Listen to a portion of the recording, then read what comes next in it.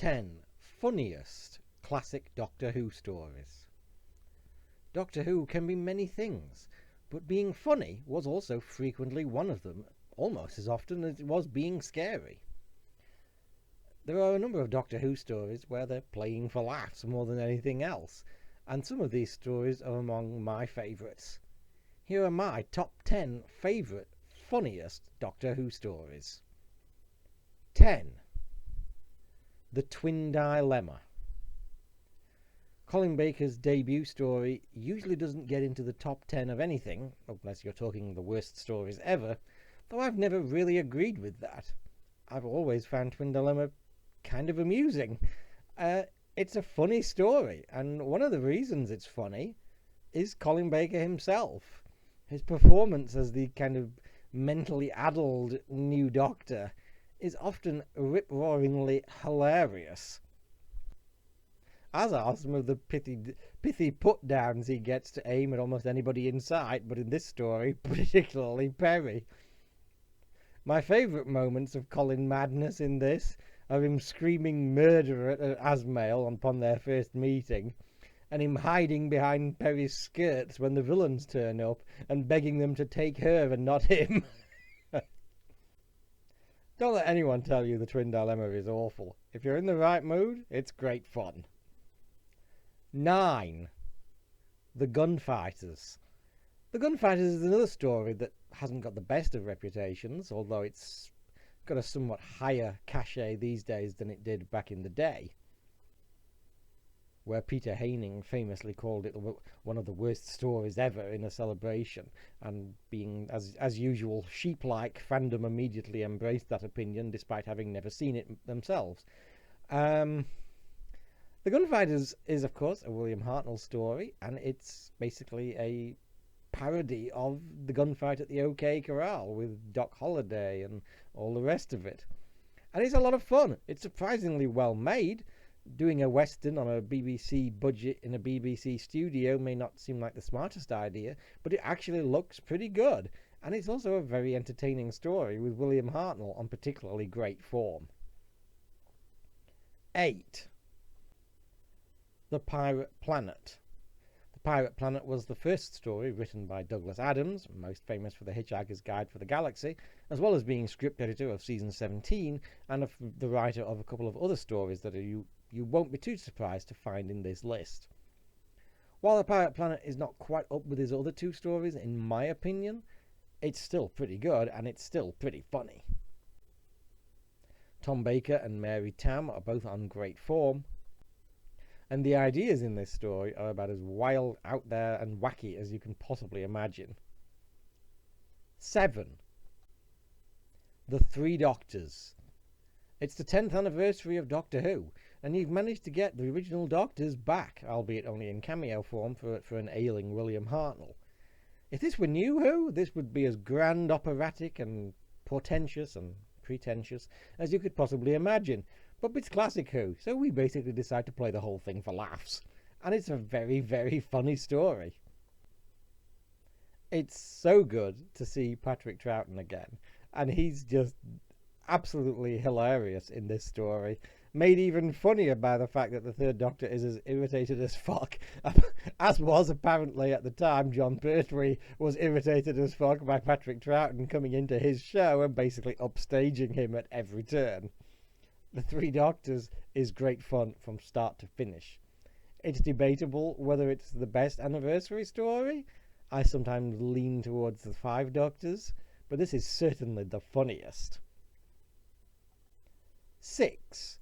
The Sunmakers.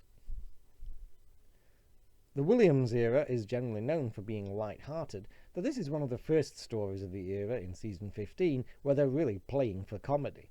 The Sunmakers is Bob Holmes let off the leash and basically taking the piss, with capitalism, taxation and corporatism being his main targets here. The Sunmakers is great fun. It often gets whined at for drab production values, but then being drab is kind of the whole point. It's supposed to be an awful world that we're in with the colonized Pluto, which basically exists only to make a corporation money, while all the people who live there are basically slaving their lives away for nothing. That sounds oddly familiar. I can't imagine what kind of seditious point Bob Holmes could possibly have been trying to make there. No. Just eat your popcorn and enjoy the show. Try not to think too much. 5. Carnival of Monsters. The Pertwee era is not really known for comedy stories, certainly not as much as like Tom Baker, for instance. But here we get another comedy story literally straight after The Three Doctors. This time it's Bob Holmes again, although this was actually the first time that he writes what is basically a comedy. Previously, he'd been mainly known for the scary ones like Spearhead from Space, but here he's writing the laughs and he's letting his imagination off the leash in wild style. Carnival is one of the oddest stories in the Pertwee era, and it's one of my favourites. A real mishmash of ideas as the Doctor and Joe find themselves apparently on a sailing ship in the 1920s, but actually in a sort of intergalactic zoo where they're being poked and prodded by alien observers, basically so they can have a laugh. It's a wild idea and a really great fun story. 4. The Time Warrior. The Time Warrior is kind of reminiscent of The Three Doctors in at least one way, in the sense that on the surface this is a huge story for the show's mythology. Not only do we get an introduction of one of the show's most famous companions, Sarah Jane Smith, played by Elizabeth Sladen, we get one of the show's most famous monster races introduced in the form of the Sontarans, and we also get the Doctor's home planet named for the very first time, Gallifrey, of course. But as with the Three Doctors, all of this major myth-making stuff is almost there as a kind of aside, because The Time Warrior is, again, a comedy. A thoroughly wacky story of a alien warrior, totally single-minded and totally devoted to war, being let loose in medieval England, with very cod medieval stereotypes, and being not adverse to giving cod medieval stereotypes futuristic advanced weapons, so long as they give him shelter where he can repair his spacecraft. Of course, the Doctor can't have any of this. John Pertwee is at his funniest, Liz Sladen makes a great debut, and the Sontaran manages to be scary and hilarious because of his sheer single-minded obliviousness. The Time Warrior is another really, really funny story. 3. Now, it should be no surprise to anybody that the top 3 stories in this list are all not just from the Williams era, they're all from season 17. And it should be no surprise to anybody familiar with this channel that I love season 17. So number 3 is Sharda. Sharda is one of my absolute favourite stories. It doesn't get higher on this list because I'm not sure it's actually funnier than the ones above it, but it's still one of my absolute favourites and probably in my top 10. And it's a very funny and a very wacky story. There's a great charm to Sharda. No matter which version you watch, whether it's the original 1992 version with Tom Baker doing an increasingly bonkers narration of all the bits that weren't filmed, or the recent excellent animation. There's an alien book held by a mad professor who turns out to be a Time Lord in Cambridge, is sought after by a deadly brain-draining alien with grand plans for universal domination. 2. What else? City of Death. City of Death is one of the most beloved stories in the whole of the Doctor Who canon, and widely regarded as probably the funniest story ever made.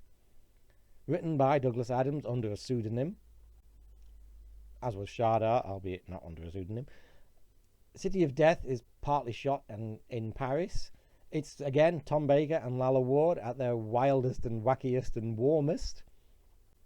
And the script is absolute genius, being both a very clever story and a really, really funny one at the same time. Brilliantly made, brilliantly written, and brilliantly acted, City of Death is one of the best Doctor Who stories of all time, though it only makes second in my list of the funniest. Number 1. To my mind, the funniest Doctor Who story of all time, The Horns of Nymon. Now, The Horns of Nymon is not in the same league of popularity as City of Death. In fact, it's pretty much down the other end if you ask an awful lot of fans. I've never understood why. I saw this on ABC TV in Australia back in 1991, I think it was, late 1991. And I'd heard all about the Horns of Nymon and how terrible it was. And of course, I watched it for the first time, and I'm like, this shit is freaking hilarious. And nearly 30 years later, I still think it's freaking hilarious. You could argue that one of the reasons Doctor Who fans don't like it is because while City of Death is essentially parodying like caper movies and that sort of thing, the Horns of Nymon, in a way, is parodying Doctor Who itself. Maybe that's why it gets such a bad frap. Personally, I've always found the Horns of Nymon really, really funny. The script is very much underrated because, on paper, there's nothing necessarily silly about it. There's some great one-liners littered throughout, but what really makes this story so funny is the way it's made and the performances. Tom Baker is at his absolute off-the-leash, nutty best, and he's got some real opposition in the going over the top stakes this time in Graham Crowden as the lead villain, Soldeed. Having these two hams on screen together is nothing short of hilarious. And the fact that Lalla Ward, looking as absolutely breathtaking as ever, seems to eschew this completely and decide to take the whole thing deadly seriously actually just makes it even funnier. I don't rate the Horns of Nymon higher as a story than the likes of City of Death or Sharda or indeed several others on this list. But I do think it's the funniest Doctor Who story of all time.